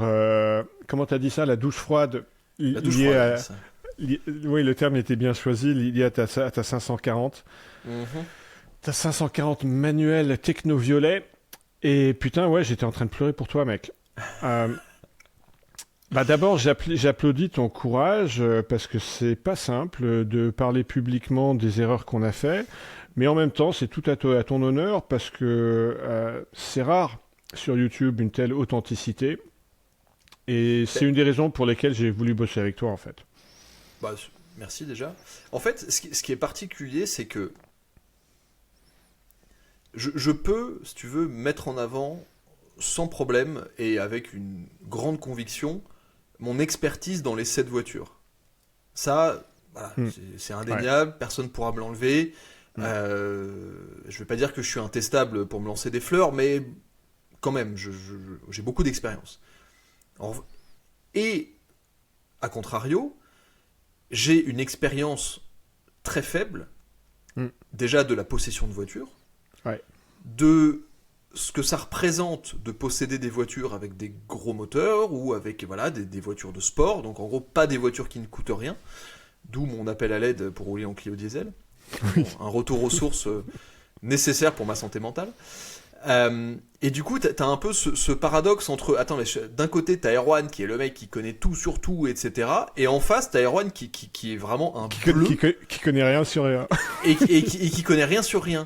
Donc il y a un vrai paradoxe, Oui, en effet, oui. mais mine de rien, qui est un paradoxe absolument humain et réel, Bah c'est ouais. qu'effectivement, moi et d'ailleurs c'est même mon expérience et elle est intéressante, c'est que même moi, si tu veux, je suis arrivé avec un peu cette confiance de me dire, ouais, je sais faire. Mais pas du tout, ça n'a rien à voir, je suis une tanche. Et, et finalement, la manière dont je partage l'expérience, bah en fait, je la partage de manière réelle, c'est-à-dire que je crois un peu au Père Noël, je me rends pas forcément compte de certaines choses, et bah, je l'apprends un peu avec la manière forte. Et alors, tu vois, il y a des gens qui m'ont dit que je me faisais un peu trop de billes par rapport au projet, que machin, etc. Mais derrière bah forcément, tu vois, bon, je suis passé par des cases financières un peu complexes durant mes 7 ans d'entrepreneuriat sur YouTube. Et ça me fout une anxiété assez violente de découvrir des trucs sur des voitures que j'avais pas prévus. Bah Sauf ouais. que j'aurais dû, dans ma tête, les prévoir à l'origine. Sauf que ça, c'est lié à mon manque d'expérience. Et donc, oui, moi aussi, le projet 540, il m'empêche de dormir. Euh, mais il n'y a rien d'infaisable. La... Bah, tu sais, t'es très humble et c'est sympa, mais pour ta défense, même quelqu'un de beaucoup plus expérimenté, ça aurait pu lui arriver. J'ai un peu l'expérience qui est inverse à la tienne, parce que j'ai relativement peu d'expérience en tant qu'essayeur, et j'ai une assez grosse expérience en tant qu'acheteur-vendeur, si bien que je fais des inspections achats pour des clients qui me payent pour ça. Mm. Bah, ça aurait pu m'arriver aussi, ce qui t'est arrivé, parce que tu as fait ce que j'appelle tes due diligence. Tu t'es fait envoyer par le vendeur foison de photos, Franchement, ouais. même, Enfin, je crois, des t'es vidéos. témoin. Il y avait même, je crois, un tableau Excel qui disait toutes les imperfections Mais oui. et les frais qu'on pouvait s'attendre à avoir. Donc on n'est Ah, mais pas ouais. du tout sur un vendeur qui essaie de tout cacher. Au contraire, on n'a jamais plus transparent que ce vendeur que tu as eu. Parce que oui, dans les commentaires, alors, il y a des mecs qui ont lancé un peu des fatwas en disant ouais, ce vendeur il est connu, etc. Puis ensuite, une fois que j'ai répondu aux commentaires en disant bah explique, et le mec évidemment est parti se cacher et a disparu. Comme d'hab, de toute façon, on a toujours les warriors d'internet là qui ça Oui, m'insupporte. bah oui, oui. Mais Alex est témoin, j'ai Ouais, rien à ouais. cacher. La série 5, j'ai mis 2 mois et demi à l'acheter. Le mec, je l'ai fait chier, mais je Ouais. l'ai usé, mais jusqu'à l'os. Pour Ah mais moi je avoir... l'aurais acheté à ta place, hein. D'ailleurs, franchement, je te disais, achète-la, Erwan, mais qu'est-ce que tu fous? oui, mais franchement, attends, moi autour, tu vois, j'ai beau être un peu naïf, autour, je suis entouré de gens qui connaissent, tu vois, j'ai des acheteurs de voitures, Ouais, ouais. j'ai toi, tu vois, et tout le monde est témoin pour dire que j'avais un dossier photo de 300 photos, j'avais effectivement un Excel que m'a envoyé Ouais, Jacob, le vendeur, avec en vert tous les frais à faire pas obligatoires, en orange tous les trucs un peu urgents, en rouge tous les trucs vraiment urgents, avec les prix hors taxes, les prix TTC, la main d'œuvre en Slovaquie, etc. Parce qu'il me proposait de faire certains travaux chez moi. Un mec qui voulait me la mettre à l'envers Ouais. n'aurait jamais pris le temps de faire ça, jamais. Ouais. Et derrière la réaction du vendeur, quand il m'a dit, bah oui, en même temps, t'achètes une série 5. Moi, j'ai dit, mais attends, la caisse, elle est rouillée. Et il me dit, bah oui, mais bon, t'achètes une série 5 qui a peu d'historique, qui est en Slovaquie, qui a 250 000 km, t'attends pas autre chose. Et j'ai dit, bah si, je m'attends à autre chose, parce qu'en fait, quand je mets de l'argent dans une voiture, bah, j'ai besoin de le savoir. Il me dit, ouais, mais bon, on va pas désosser chaque voiture pour savoir comment elle est dessous. Et dans Mm. le fond, C'est il a, audible. Ouais, ouais. bah, c'est audible, il a pas complètement tort. Et accessoirement, ça c'est une évidence, bon, je l'ai un peu appris. euh, En Slovaquie, ils n'ont pas la même notion d'une voiture abîmée que nous. Nous, si tu veux, le marché français, il est insupportable. Nous, les gens qui achètent des voitures, ils veulent acheter des pépites gardées Oui. sous papier bulle pendant 30 ans. Ouais. Sauf que les Slovaques, ils en ont rien à péter, si tu veux. Ta série 5 Techno-Violet ultra rare, lui, il dit, oui, oui, d'accord, on la découpe, on la ressoude, et puis t'es reparti, quoi. Donc, Bah, tu il a, sais, il a- la mienne, parce que ouais, j'ai oui. eu quasiment, d'ailleurs c'était en partie en même temps que la tienne, j'ai eu moi aussi une 540 boîte 6, Mm. 540i, que j'ai acheté à l'Est, parce que la mienne je l'ai acheté en Lettonie. Ah bah putain, moi j'avais pas du tout le dossier que t'avais toi. Tout ce que je savais de la voiture, c'était que j'ai reçu, alors j'ai reçu un certain nombre de photos, il y en avait genre 60, mais que des belles photos, style photoshoot, des Ouais. photos de l'extérieur, des photos de l'intérieur. Elle avait peu de papier d'entretien. Je savais que le propriétaire l'avait lui acheté aux enchères avant en Suède et qu'il l'avait gardé assez peu de temps. Mhm. Donc tous les voyants pouvaient clignoter au rouge pour moi. Mais comme je voulais vraiment une 540i boîte manuelle, et moi je l'aimais bien en grise, et j'aimais bien l'intérieur gris, je me suis dit, bon, c'est pas non plus 50 000 euros, je sais plus comment je l'avais payé, des 18 000 je crois. Je me suis dit, bon, je vais payer pour voir. J'ai envoyé l'argent, j'avais pas le temps d'aller l'inspecter parce que ma femme était enceinte jusqu'aux dents. Je suis allé chercher la voiture et j'ai découvert en la prenant que en fait, bah, ça allait bien. Et puis quand chez Delage Sport, ils l'ont monté sur un pont pour monter le pont court, ils ont regardé en dessous. C'est la première fois que je l'ai vu par en dessous. Ils ont dit, ah ouais, nickel, elle a pas de rouille. Donc j'ai eu du bol et toi, t'en as eu pas. Mais t'as rien Franchement, fait de mal. non mais, à un moment, soyons clairs. Je suis ni le premier, ni le dernier. Et comme l'a dit quelqu'un très justement dans les commentaires, il y a que ceux qui font rien à qui il arrive rien. Voilà, ouais, ouais. Moi, effectivement, bah, oui, je sais pas si je passe pour un con, mais il y a Non, au certaines, voilà, contraire. Non, c'est mais dans ta en fait, tête. de toute manière, enfin, je le partage comme je le vis. Donc en fait, je le partage avec le même stress. Ça a beau être mon métier, j'ai beau être super professionnel, super carré, machin, etc. Ben, en fait, mine de rien, oui, ça fait des années que je montre des projets, enfin, tu vois, à un moment, c'est pareil, il faut remettre du contexte. Toute la restauration du Z3M coupé que j'ai documenté sur ma chaîne YouTube, bah, c'était pas ma voiture.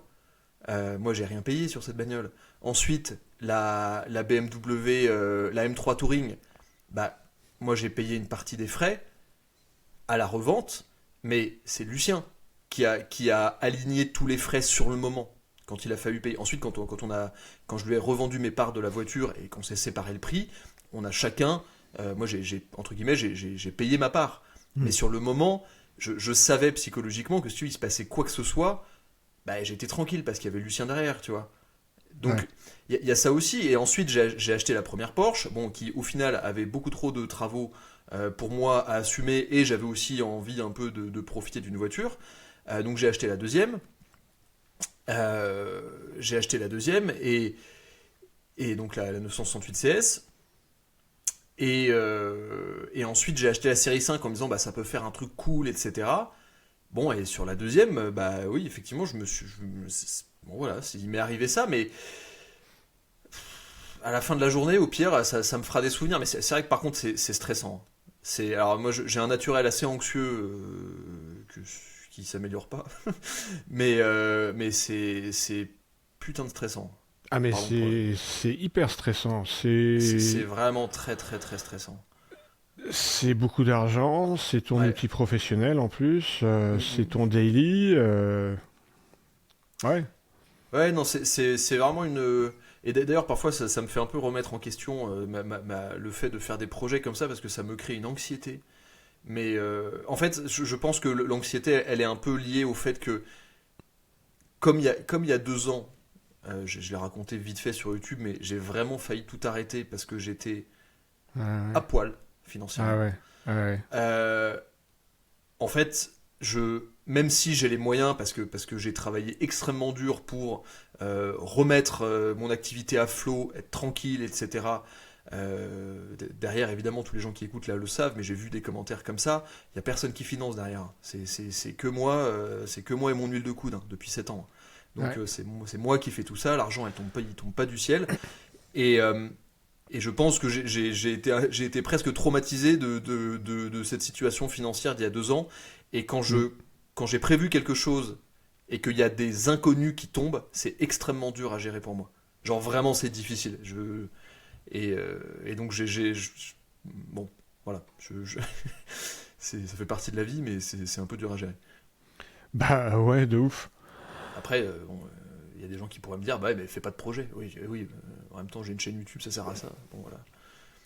Et pour aussi remettre un peu, pareil, d'eau dans le vin, j'ai la chance d'être très bien entouré. J'ai la chance de cette restauration, je la fais évidemment à titre professionnel, vu que ça fait partie de mon activité. Mm. Donc, j'ai des avantages conséquents avec les Ouais, professionnels avec lesquels je travaille, sur ça les aide. pièces, sur la Mm. main-d'œuvre, sur l'accessibilité que j'ai à des solutions. Ce Ouais. qui est non négligeable et qui est Ouais. même game changer. Donc voilà, faut équilibrer, mais voilà, après, moi je suis humain, quoi. Je suis pas inventé l'eau chaude non plus, donc bon, voilà. Mais elle va être faite cette voiture, puis elle sera belle à la fin, de toute manière. Elle serait belle, ouais. Et toi, parce Bah que moi de mon côté, j'ose alors toujours. la dernière fois, j'ai annoncé que j'avais fixé le prix de ma BMW E21 323i Resto Mode. Hmm. Je pense l'annoncer à 48 000 euros. J'ai pas encore pris le temps de faire une annonce. Là, j'aimerais m'interroger sur comment ça s'appelle? Le canal de vente. Parce que Ah ça. initialement, je me suis dit, est-ce que je la mets en enchère en ligne, par exemple chez Benzine ou chez Collecting Cars? Mhm. J'ai déjà eu des bonnes expériences en termes de rapidité et de facilité, parce que quand on fait une enchère en ligne, alors surtout si on met pas de prix de réserve, bah on est garanti de vendre, on est garanti d'avoir un virement dans la semaine après la fin de l'enchère. Les équipes sur ce genre de site, j'ai déjà bossé avec eux, ils sont très rapides pour mettre en place l'enchère. Euh, donc c'est tentant, mais d'un autre côté, alors j'ai pas envie de vendre avec un prix de réserve parce que j'ai pas envie de faire tout cet effort de prendre une centaine de photos, de les retoucher, tout ça pour ne finalement pas vendre. Hmm. Je suis assez friand parce que j'ai une bonne appétence au risque de vendre sans prix de réserve. Et c'est ce que j'ai déjà fait avec certaines voitures, mais ça se fait bien sur une voiture qui est très liquide, qui est Ouais, une valeur connue dans le marché. Par je suis exemple, quand d'accord. j'ai vendu ma Porsche 993 C2 boîte manuelle, bon bah, j'avais aucune hésitation à la Ouais, coller bien sûr. sans prix de réserve, parce que le marché ne va pas la laisser partir en dessous de ce que le marché estime qu'elle vaut. Parce qu'il y a toujours quelqu'un qui va estimer que ah non, le prix est pas assez cher, donc je vais me faire une marge dessus, donc je vais l'acheter. Donc en fait, elle va trouver son niveau. Mhm. Mais quelque chose comme ça, un resto mode qui va faire fuir 90% des acheteurs parce que les gens veulent de l'origine et qui va passionner 10% des acheteurs à la louche, bah est-ce que les 10% d'acheteurs seront présents pour voir l'enchère ce jour-là? Est-ce qu'ils auront les fonds disponibles à ce moment-là? Alors en plus en hiver, n'en parlons pas. Donc je me suis dit, je vais pas faire ça. Après, je me suis posé la question des enchères physiques. J'ai Ah. contacté Arcurial, que je connais bien, avec qui j'ai déjà vendu plusieurs voitures aussi. Et ça fonctionne très bien. J'ai déjà vendu dans une même enchère de Arcurial Rétromobile, j'ai vendu 3 bagnoles. J'avais vendu ma 850i boîte 6, ma 911 3 litres 2 G50 cabriolet dans une couleur très rare, et ma Fiat 500 des années 60 avec les portes suicides. Et j'étais impressionné. Ils avaient vendu ça au-delà de mes attentes. Ils font vraiment du bon boulot. Il y a vraiment beaucoup de gens qui viennent aux ventes Arcurial. Et qui plus est, ce sont des internationaux.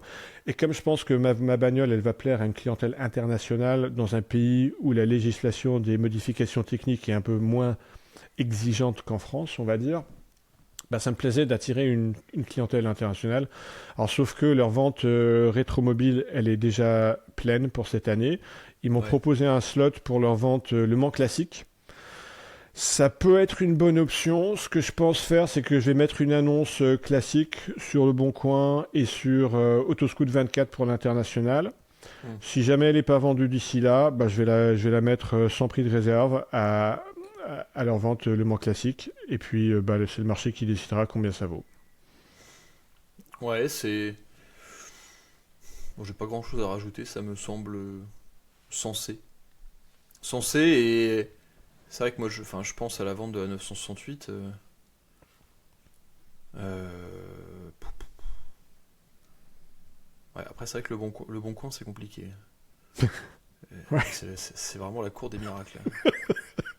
C'est un peu la cour du miracle, ouais. Non, mais Mais en même temps, ça permet de toucher beaucoup de personnes. Mais c'est pas facile ton truc, parce que c'est quand même très spécifique comme engin, quoi. C'est unique, donc ouais, je pense qu'il faut pas être pressé. C'est certain. Bah, c'est ce que j'apprends aussi avec ma 968, faut pas être pressé. Pardon, j'ai tapé sur la table. Ouais. Oui, parce que la 968, dans l'histoire des rebondissements permanents, Ouais. je crois que j'ai dit dans le dernier podcast que je la vendais pas. Je sais Oui. même plus. Non, mais je suis désolé aux pour dernières les gens. nouvelles, t'étais saoulé et tu t'es dit, bah, finalement, tu vas la garder. Je crois en particulier parce que la 540 est immobilisée. Oui, d'une. Non, mais c'est infernal à suivre pour les gens et ça aide pas mon anxiété. Mais il faut que je vende cette voiture. Ah, la 968 ? Il faut que je la vende. Quoi, mais En t'as fait, besoin de thunes pour le projet IMO ? J'ai besoin de thunes pour le projet IMO. Ah oui. Et donc, il faut qu'elle parte. Et c'est. Je m'attendais vraiment pas à ce que cette voiture soit aussi peu liquide. Bah, je suis surpris, ouais. Non, mais j'en parlais avec d'autres copains qui ont des 968 à vendre. Alors, en l'occurrence, eux, c'est des clubs sport. Mais ils ont pas un appel. Alors, les clubs sport, ça vaut cher, certes. Mais c'est vraiment des voitures géniales à rouler pour la route. T'as un rapport qualité-prix par rapport à, je sais pas moi, une 911. Et même un rapport qualité-prix utilisation par rapport à une 911 qui n'a rien à voir. Alors, oui, ok, c'est pas une 911. Mais en fait, sur piste et sur route, à prix équivalent, tu iras plus vite avec une 68. Tu prendras plus de plaisir. Et moi, ma 968, j'ai vraiment dû... Faisons le brainstorming. Qu'est-ce que tu penses de l'idée de l'afficher sur Collecting Cars sans prix de réserve ? En fait, j'imagine que... J'interprète ton silence. J'imagine que t'as peur qu'elle parte à 15 000. Ah ouais, vraiment. Oui. Non mais c'est vraiment, c'est ça parce que...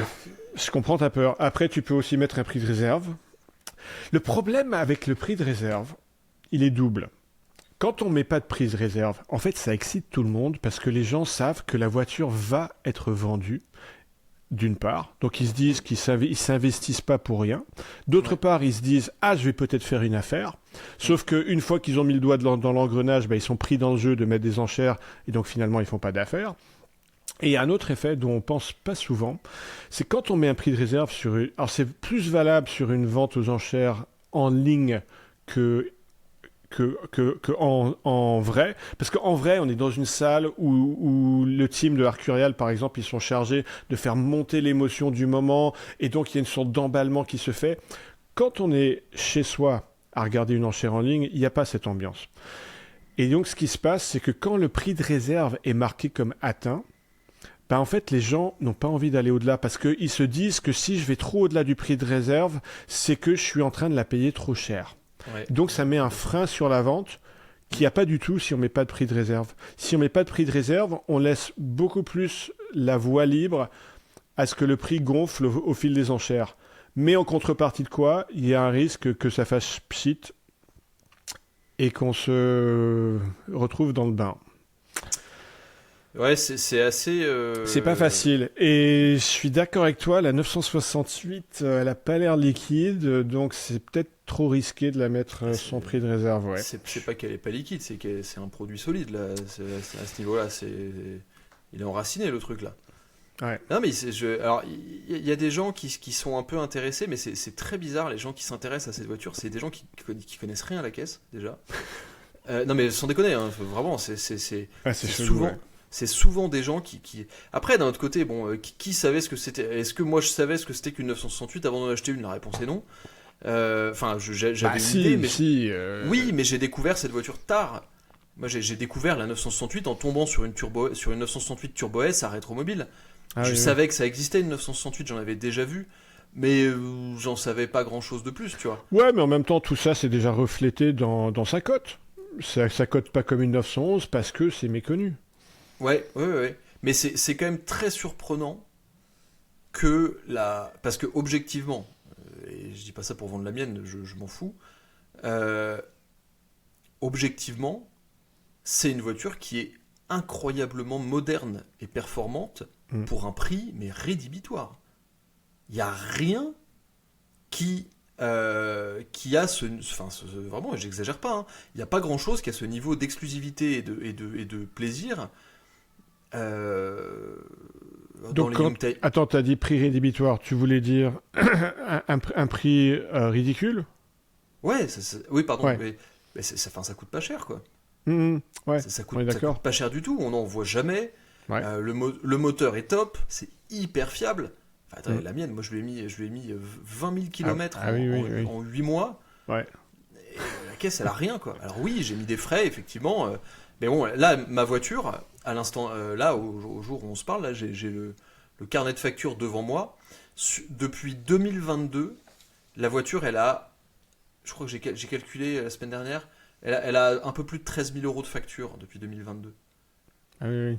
Embrayage, distribution, C'est beaucoup, entretien à tout va, frein neuf, châssis neuf, tout, pignonnerie de boîte, tout a été changé sur la caisse. Et il n'y a personne. C'est un peu surprenant. Je l'ai déjà dit sur ce podcast, je ne comprends pas, parce que moi, si je voulais une 968, c'est clairement, la tienne, c'est l'exemplaire parfait qu'il faut acheter, qui est visiblement fiabilisé, on peut faire tout avec. Oui. Ça me fout un peu les boules parce que, en fait, quand je vais devoir... parce que de toute manière, ce projet immobilier, alors c'est que pour tous ceux qui ont déjà fait des projets immobiliers, vous savez, enfin vous comprenez, je pense, pourquoi est-ce que le fait de vendre la 968 fait des allers-retours. Parce que c'est des trucs complexes, c'est des grosses sommes d'argent. Mais de toute manière, ça passera en priorité face au fait d'avoir 2 voitures de sport, ce qui est déjà un luxe, c'est pas forcément nécessaire. Mais ce qui m'embête, c'est que si à un moment je me retrouve vraiment, parce que là j'ai un peu de temps devant moi, donc j'ai un peu le temps d'attendre, mais si je dois vraiment la vendre, la voiture je vais la brader, quoi. Et bon, c'est un peu... j'aime pas. J'aime pas la sensation. C'est souvent le principe des enchères en ligne. L'intérêt des enchères en ligne pour un propriétaire vendeur, c'est la rapidité avec laquelle il a son argent. Et il paye un prix, c'est-à-dire qu'il vend typiquement nettement moins cher que ce qu'il vendrait par une annonce classique. Ouais. Écoute, si ça avance pas, il y a quelqu'un qui vient la voir la semaine prochaine. Si ça avance pas, j'y réfléchirai. On passe aux questions ? Oui. J'ai une question technique qui est posée par un certain Léo, qui n'est autre que mon frère, figurez-vous, qui habite à Bruxelles en Belgique. Il m'a envoyé la question suivante. D'un point de vue mécanique, pourquoi est-ce qu'on ne rétrograde jamais de seconde en première quand on s'arrête ? C'est une bonne question, ça, j'en sais absolument rien, parce que à part que c'est très désagréable. Alors ouais, c'est désagréable, pourquoi ?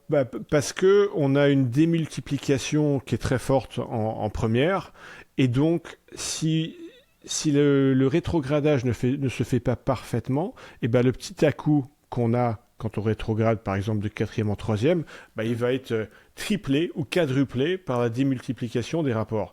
Donc ça, c'est la première raison. Oui. L'autre raison, c'est que les synchros sont typiquement, alors pas absents, mais ils sont pas forcément dimensionnés pour faire ça. Alors pourquoi ?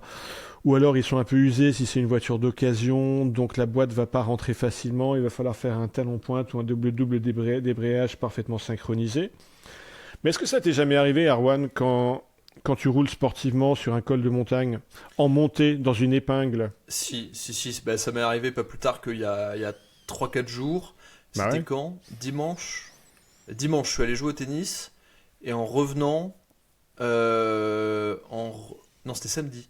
Samedi, je suis allé jouer au tennis, et en revenant, je suis allé rouler pendant 1 heure tout seul derrière chez moi là.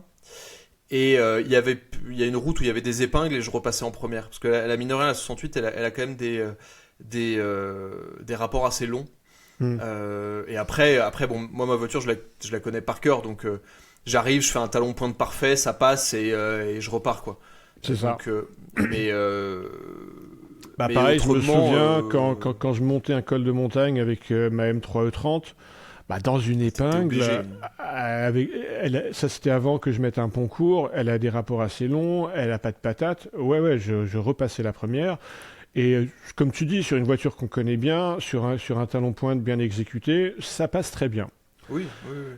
Je pense que tous les jours, on le fait pas quand on arrive à un feu rouge, parce que si on veut utiliser le frein moteur, le frein moteur de la seconde suffit. Oui.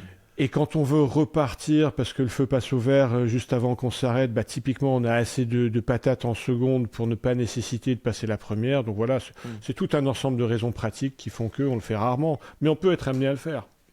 Ouais, ça peut m'arriver de le faire, mais dans des situations précises. Mais dans l'ensemble, pour moi, la première, c'est une vitesse qui est faite pour décoller, quoi. C'est pas une vitesse qui est faite pour. Oui, sauf les pour- exceptions qu'on a expliquées, c'est ça? Oui, mais autrement, c'est un truc qui est fait pour lancer la voiture et ensuite tu passes en deuxième, mais qui a là beaucoup plus d'élasticité et de Oui. facilité pour mouvoir la voiture. Donc voilà. Et d'ailleurs, ça me fait penser, à chaque fois que je vois les vidéos de Misha, le youtubeur qui fait les vidéos sur le NURB, là, et quand il prend les voitures de ses abonnés et qu'il arrive sur le circuit, il tire des premières jusqu'au rupteur à chaque fois. Et à chaque fois que je vois ça, moi je me fais ah, alors que bon, c'est fait pour ça. Mais à Oui. chaque fois, parce que moi, genre typiquement, quand je vais sur le NURB ou quand j'arrive n'importe où, je passe de la première à la deuxième entre 3000 et 4000 tours minute max, Ah oui? maximum. Mais alors que lui, il les tire jusqu'en haut et ça me. Bon. Ah, moi j'aurais fait comme lui. Bah oui, je sais Mais que. on en a déjà parlé, ouais. Oui, c'est pas la même utilisation. Moi j'ai une question de Yes. nébuleuse, en 2 mots, buleuse. Ah je l'ai noté aussi. Ouais, Ah, parce que je la trouvais cool. ouais, pareil. Question, au vu des nombreuses voitures que vous avez essayées / possédées, quelles sont celles qui avaient le plus grand capital sympathie? J'entends par là celles qui attiraient le plus de sourires, de pouces en l'air, autant de la part de piétons que d'automobilistes et motards, et autant de la part de passionnés que de profanes total de la question automobile. Et j'ai une réponse immédiate. Ah pareil, on va voir si c'est la même. Vas-y. Je pense que c'est pas du tout la même. Ah. Ma réponse immédiate, c'est l'Alpine A110. Moderne. Ah oui? Ah, imbattable. Ah bon? Ah oui, on n'a pas du tout la même réponse. Imbattable. Ah ouais. Bah oui, c'était évident. C'est quoi la tienne? Ah la mienne, c'est très net. Il y a une tendance qui se dégage. C'est une question d'époque. Dès que j'ai roulé avec quelque chose d'antan, on va dire, donc on est sur ma Fiat 500 des années 60, Ford Mustang des années 60, même ma BMW E21 323i, donc c'est une génération qui a commencé fin des années 70, ma BMW E9 3 litres CSI, Mm. gros coupé des années 70. Ah mais là, c'est un florilège de pouces vers le haut. Alors- Il y a un capital sympathie pour les voitures anciennes qui est dingue. C'est complètement vrai. Effectivement, j'ai cité l'Alpine A110 parce que je me souviens comme ça m'avait marqué, et j'y reviendrai. Mais c'est vrai que le capital sympathie d'une voiture ancienne est imbattable. Ouais. Et que tu roules effectivement, comme tu l'as dit, en Mustang, en Fiat 500, en Triumph, en Morgane, en ce que tu veux. Si tu roules dans une caisse ancienne, c'est imbattable. C'est pas pour rien que dans les publicités, encore aujourd'hui, on voit souvent des voitures anciennes, parce que c'est une image qui véhicule que des choses positives. Oui, complètement. Et moi, j'ai cité l'Alpine A110 parce que je me souviens avoir... Enfin, j'ai beaucoup roulé en Alpine A110 et surtout, j'ai beaucoup roulé avec... Enfin, j'ai roulé avec des milliers de voitures modernes, enfin des centaines, on va dire plutôt, sur la route. Des Ferrari, des Lambo, des Aston Martin. Voilà, j'ai roulé vraiment avec des trucs très exclusifs.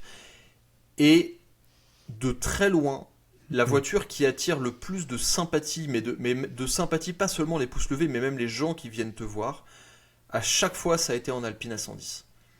Alors, c'était aussi... j'ai beaucoup roulé en Alpine A110 quand l'Alpine A110 venait de sortir, sur les 3-4 premières années, et j'ai fait des grands road trips avec et tout, et les gens, en fait, dans l'imaginaire, enfin dans la conscience collective française, évidemment, l'Alpine A110, c'est le rallye, c'est des grandes figures de pilotes automobiles, c'est vraiment, ça fait partie du patrimoine. Donc c'est un peu comme Ferrari, on dépasse un peu ce côté juste bagnole. Il y a quelque chose de patrimonial dans l'Alpine A110, et je me souviens, je me faisais arrêter au feu rouge, des mecs qui me faisaient baisser la vitre, dans des villages, des mecs qui font des pouces, beaucoup de personnes âgées qui venaient me voir, qui me disaient « Ah, mais mon voisin, ou moi, j'en avais une 1300, une 1600, des trucs comme ça. » Et ça m'est beaucoup arrivé, beaucoup plus qu'avec des voitures plus luxueuses, qui certes peuvent attirer la sympathie, mais qui peuvent aussi attirer le questionnement. Tu sais, ça peut être des regards un peu... mais c'est ça. Mais un peu...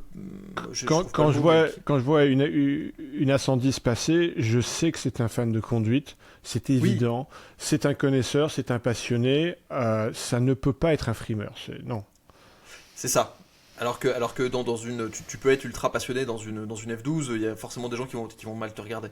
Ouais. Alors que dans une Alpine A110, c'est une voiture qui attire toujours la sympathie. Et donc moi, c'est toujours un exemple qui m'a marqué. Ça fait partie des nombreuses raisons pour lesquelles j'aime d'ailleurs l'Alpine A110. Est-ce que tu as une autre question ?